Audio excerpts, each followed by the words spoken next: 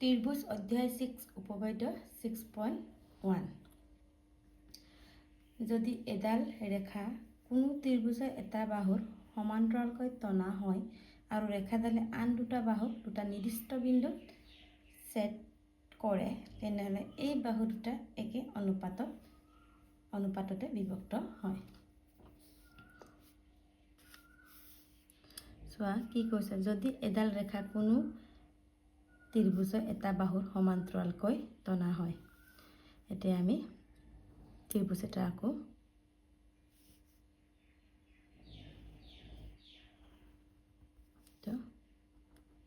A B C নামাকৰণ কৰিলোঁ। এটা বাহুৰ সমান্তৰালকৈ টনা হয়, আমি সমান্তৰালকৈ এটা টানিলোঁ। এইটোক নাম দিছোঁ ডি ই।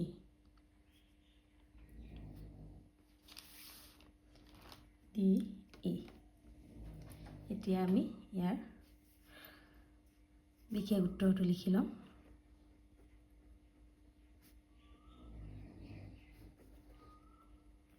এতিয়া এ বি চি এটা ত্ৰিভুজ আৰু বি চিৰ সমান্তৰালকৈ আমি কি টানিলোঁ?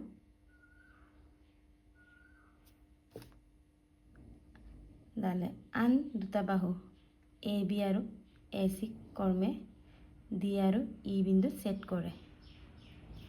কি লিখিম আমি? ত্ৰিভুজ এ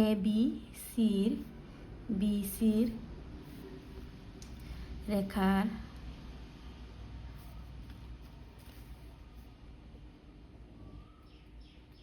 ৰেখাৰ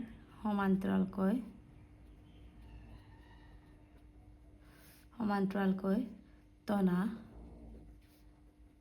ৰেখাডালে আন দুটা বাহু এ বি আৰু এ চি কৰ্মে এ বি ক'ত ডি আৰু এ চি ক'ত ই বিন্দুত ছেদ কৰে। প্ৰমাণ কৰিব লাগে যে কি ছেদ কৰাৰ লগে লগে এ ডি বাই কি হ'ব? D B. A D by D B equal A E by E C. এইটো আমি প্ৰমাণ কৰিব লাগে। A D by D B আৰু A E by E C প্ৰমাণ কৰিব লাগে। এতিয়া চোৱা আমি প্ৰমাণটো।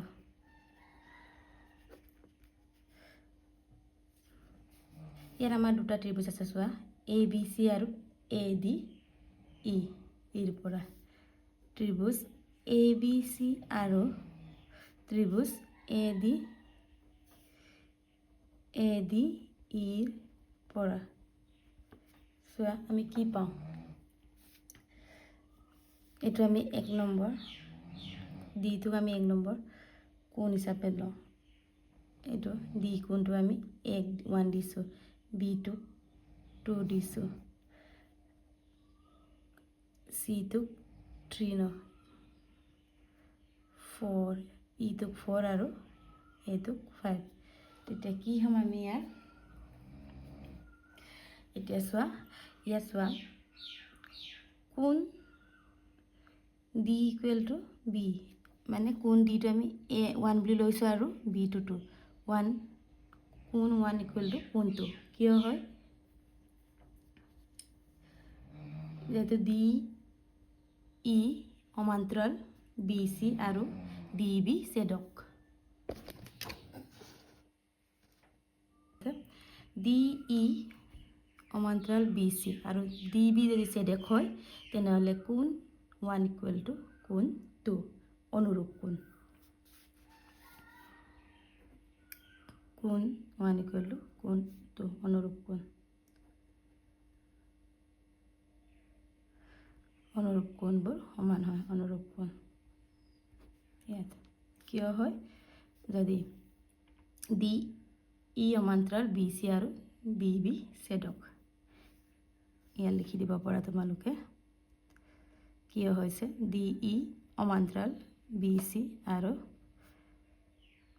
বি ডি ছেদক আকৌ ঠিক তেনেদৰে কোণ 4 ইকুৱেল টু কোণ চি অনুৰূপ কোণ হয় কিয় হয় যদি ডি ই সমান্তৰাল বি চি হয় আৰু ই চি যদি ছেদক হয় তেনেহ'লে কোণ 4 ইকুৱেল টু কোণ 3 অনুৰূপ কোণ কিয় ডি ই সমান্তৰাল বি চি আৰু ই চি ছেদক আৰু চোৱা এই কোণ এটো দুইটা ত্ৰিভুজতে আছে এ বি চি ত্ৰিভুজ আৰু এ ডি ই এটা কোণ যদি দুটা ত্ৰিভুজত থাকে কি হ'ব আৰু কোণ এটো আমি 5 বুলি লৈছোঁ এটো কোৱা হয় সাধাৰণ কোণ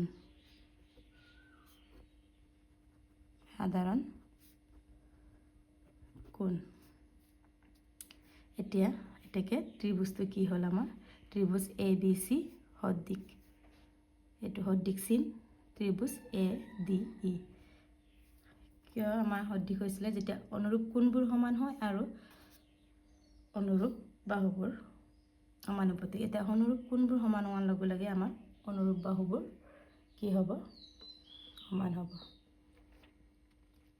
এতিয়া অনুৰূপ কোণকেইটা কোনটো চোৱা অনুৰূপ বাহুবোৰ এ ডি বাই এ বি আমি এ বি চি ত্ৰিভুজ লৈছোঁ এ বি চি ইয়াত তোমালোকে ড্ৰ কৰি চাব পাৰা ইয়াত এ বি হ'লে আমাৰ এ ডি হ'ব এ চি হ'লে এ ই হ'ব অনুৰূপ বাহুবোৰ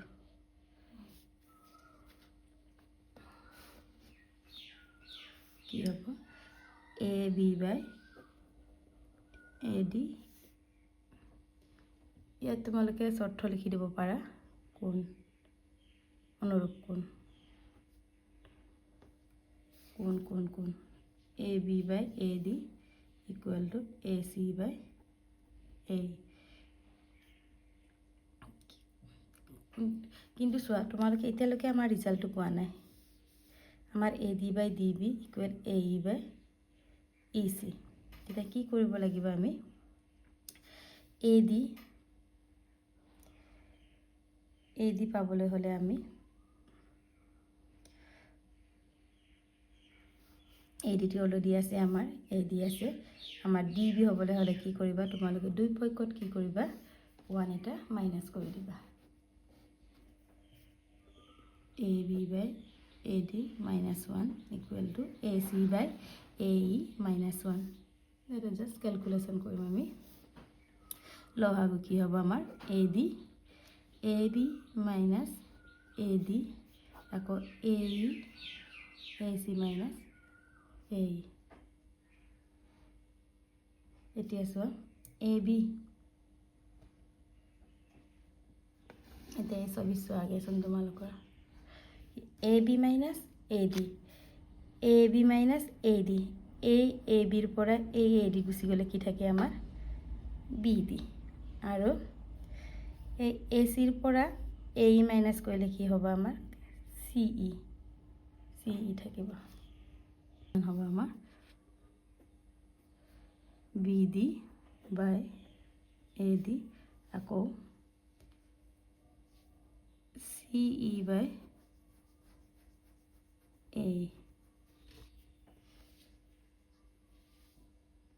B D by A D equal to C E by A কিন্তু আমাৰ ৰিজাল্টটো কি আছিলে যিহেতু আমাৰ ৰিজাল্টটো কি আছিলে A D by B D আৰু এ ই বাই চি ই বা ই চি আছিলে ইয়াত আমাৰ ওলাইছে B D by A D equal to C E by A just আমি এইটো উল্টা কৰি দিলে আমাৰ ৰিজাল্টটো আমি পাই যাম এইটো A D by B D বা বি ডিটো আমি ডি বি লিখিব পাৰোঁ একে কথা আৰু এ বাই ই চি ই চি একে এনেদৰে আমি প্ৰমাণ কৰিব পাৰোঁ আৰু এই উপপাদ্যটো আমি টেলেছ উপপাদ্য বুলিও কওঁ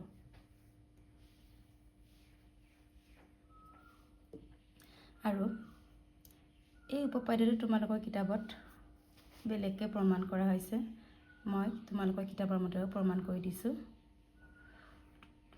চাবা, তোমালোকে যিটো ইজি পোৱা তাকে কৰিলে হ'ল। এতিয়া উপপাদ্য 6.1টো তোমালোকৰ কিতাপত থকাৰ মতে কৰি দিছোঁ। উপপাদ্য 6.1, যদি এডাল ৰেখা কোনো ত্ৰিভুজৰ এটা বাহুৰ সমান্তৰালকৈ টনা হয় আৰু ৰেখাডাল আন দুটা বাহুক দুটা নিৰ্দিষ্ট বিন্দুত ছেদ কৰে, তেনেহ'লে এই বাহু দুটা একে অনুপাতত বিভক্ত কৰে। চোৱা কি কৈছে, যদি এডাল ৰেখা কোনো এটা ত্ৰিভুজৰ, আমাৰ ত্ৰিভুজ এটা আমি ৰাখি চাওঁ, ত্ৰিভুজ এটা বাহুৰ সমান্তৰালকৈ, ত্ৰিভুজৰ আমি নামাকৰণ কৰোঁ ABC। কোনো ত্ৰিভুজ এটা বাহুৰ সমান্তৰালকৈ টনা হয়, এতিয়া BCৰ সমান্তৰালকৈ আমি ক'ত টানিম, এইটো। বা তোমালোকে ABC, আকৌ ABৰ সমান্তৰাল কি হ'ব আমাৰ, ইয়াত টানিব পাৰোঁ। বা আকৌ ACৰ সমান্তৰালকৈ আমি ক'ত টানিম, ইয়াত।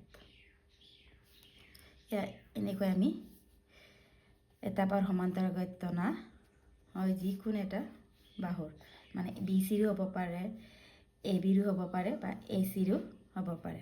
আৰু ৰেখাডাল আন দুটা বাহুক দুটা নিৰ্দিষ্ট বিন্দুত ছেদ কৰে, এইটো নিৰ্দিষ্ট বিন্দুত ছেদ কৰিলে, ইয়াত BCৰ সমান্তৰাল হ'লে ইয়াত ছেদ কৰিলে, ABৰ সমান্তৰাল হ'লে ইয়াত ছেদ কৰিলে, আৰু ACৰ সমান্তৰাল হ'লে ইয়াত ছেদ কৰিলে, ছেদ কৰে, তেনেহ'লে এই বাহু দুটাক একে অনুপাতত বিভক্ত কৰে। মানে এই ছেদ কৰা বিন্দু দুটাই একে অনুপাতত ইয়াত বিভক্ত কৰিলে এইটো, মানে এইটো যদি আমি এই ত্ৰিভুজটো লওঁ তেনেহ'লে কি হ'ব, ইয়াত আমি নাম দিছোঁ DE, AD বাই DB, আকৌ AE বাই AC বিভক্ত কৰে বুলি। তোমালোকৰ কথা, BCৰ সমান্তৰালকৈ টানি পিনেও আমি প্ৰমাণ কৰিব পাৰোঁ, বা ABৰ সমান্তৰালকৈ টানি পিনেও কৰিব পাৰোঁ, বা ACৰ সমান্তৰালকৈ টানি পিনেও আমি এনেদৰে প্ৰমাণ কৰিব পাৰোঁ। এইটোকে আমাক প্ৰমাণ কৰিব হৈছে। চাওঁ আমি এতিয়া কেনেদৰে প্ৰমাণ কৰিম।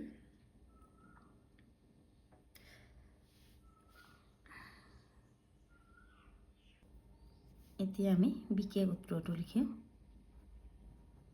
প্ৰথমে বিশেষ উত্তৰ, আমি ত্ৰিভুজটো অংকন কৰি ল'ম।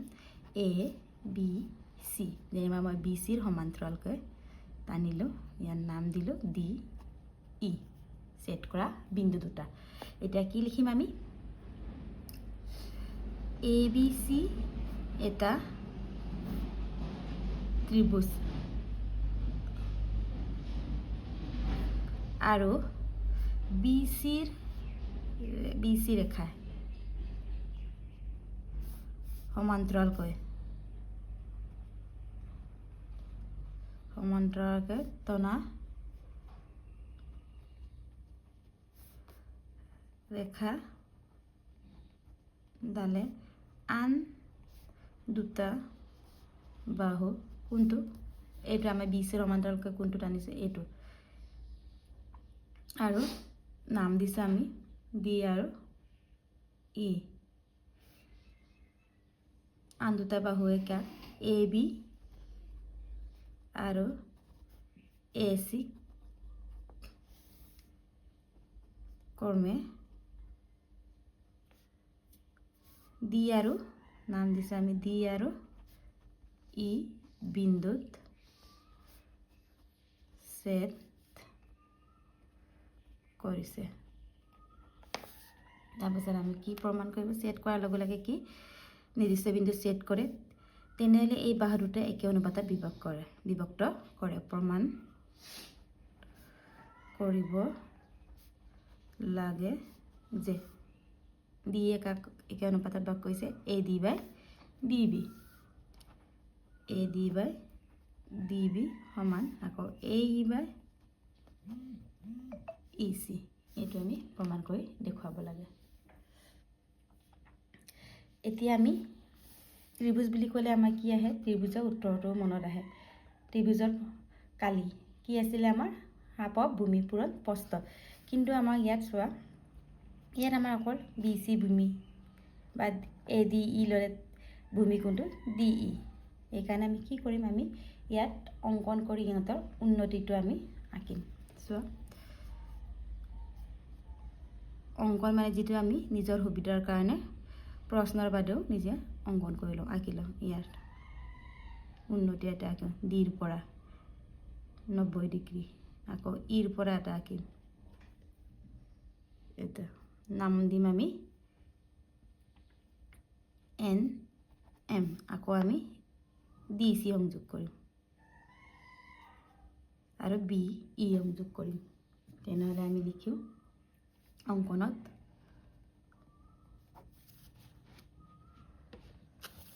অংকন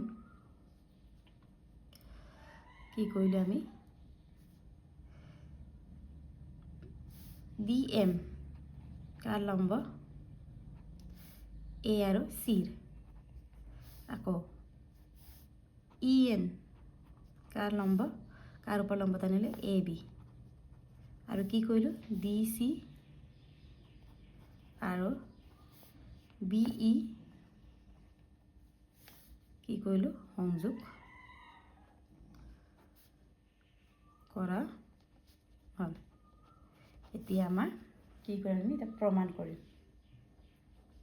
আমি প্ৰমাণটো চাওঁ। কি কৈছে? আমি কি জানো? ত্ৰিভুজৰ কালি কি হয় আমাৰ? হাফ অফ ভূমি পূৰণ উন্নতি। এতিয়া চোৱা, আমি ত্ৰিভুজটো আমি লওঁ এ ডি ই। ইয়াৰ আমাৰ লম্ব কোণটো ই এন আৰু ডি এম। তেনেহ'লে আমি দুটা কালি আমি এ ডি ইৰ পৰা উলিয়াব পাৰোঁ। চোৱা, আৰু আমি আগতে তোমালোকে ক্লাছ 9ত কি কালি বুলি লিখিলে আমি এনেকৈ এ আৰ লিখিছিলোঁ। আমি ঠিক এনেদৰে একে চেম প্ৰচেছত লিখিম আমি।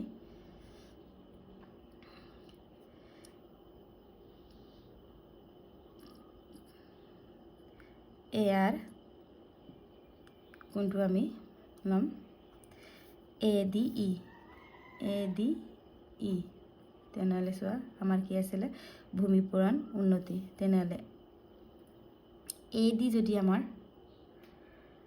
ভূমি হয়, এ ডি যদি ভূমি হয়, উন্নতি কি হ'ব আমাৰ? E N. এনেদৰে এইটো আমি 1 নম্বৰ হিচাপে দিওঁ। আকৌ এই ত্ৰিভুজৰ পৰাই আমি আকৌ আৰু কালি এটা উলিয়াব পাৰোঁ। এ ডি ই 1/2 যদি ভূমি আমি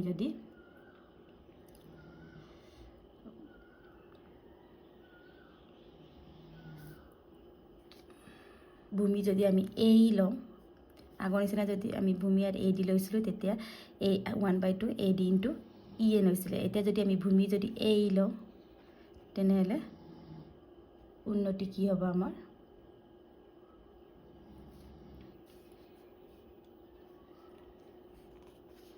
ডি এম। এইটো আমি 2 নম্বৰ দিওঁ। আকৌ চোৱা, আৰু ত্ৰিভুজ আছে আমাৰ। কোনটো? ত্ৰিভুজ ডি ই চি। ইয়াৰ কালি আকৌ ল'ম। ইয়াৰ কি? D E C.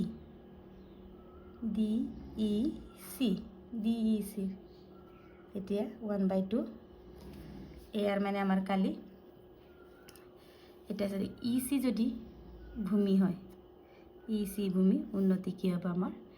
D M. এইটো আমি 3 নম্বৰ দিওঁ। আকৌ আৰু যিহেতু আমাৰ অনুপাত 4টা আছিলে আমাৰ, A D by D B আৰু A E by E C ওলাব লাগে। সেইকাৰণে আমি সমীকৰণ 4টা বনাম। এৰিয়া মানে কালি আমি 4টা উলিয়াম। আকৌ কি আছে আমাৰ? B D E. B D ইৰ কালি কি হ'ব? 1/2 ইনটু যদি ডি বি যদি ভূমি হয়,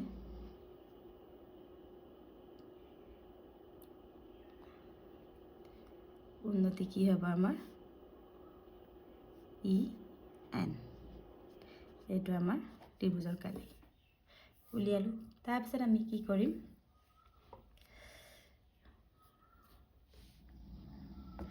তেতিয়া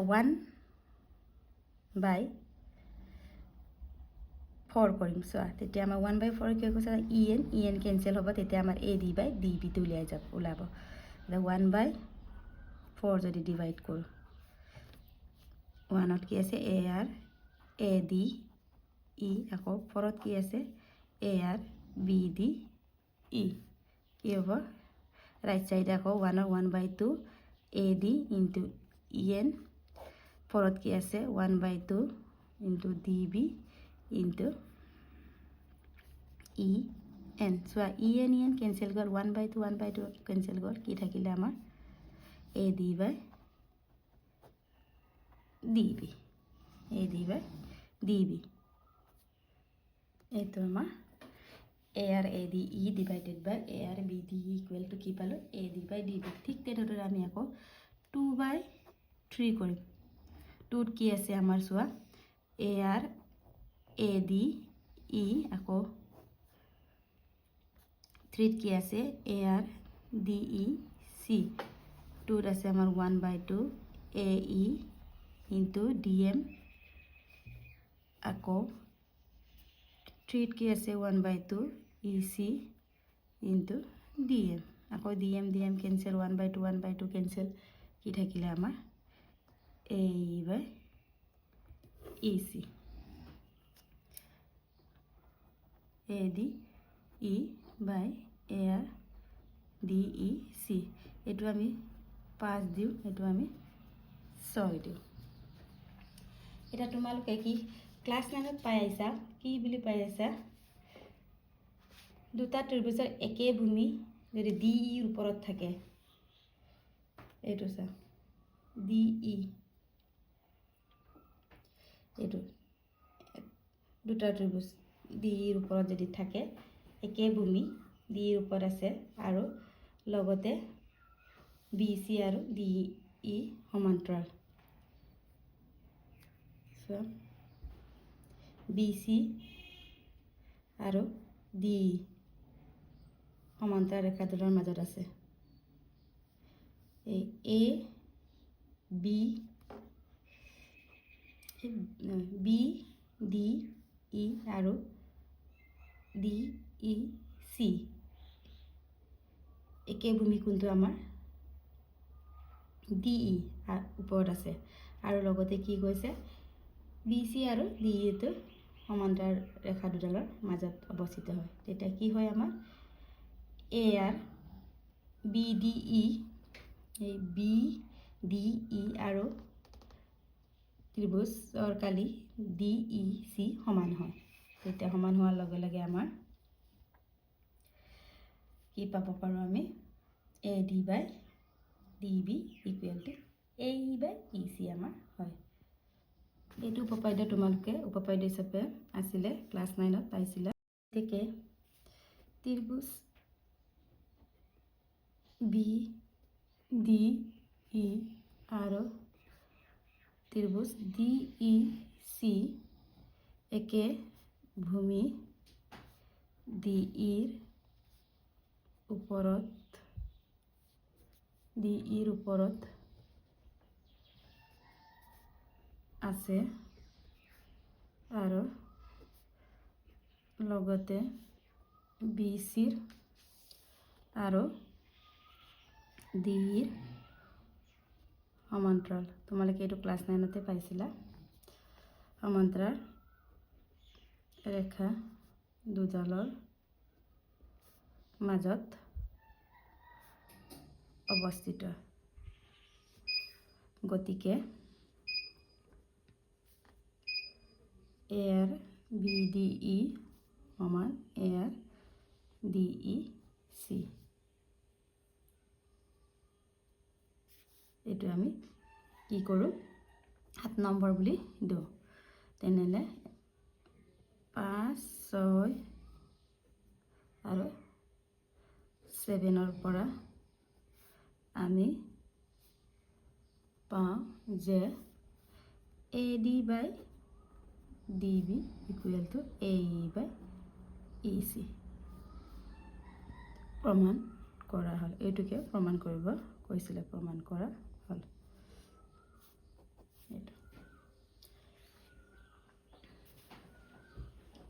ভালকৈ প্ৰথমৰ পৰা চাই লোৱা।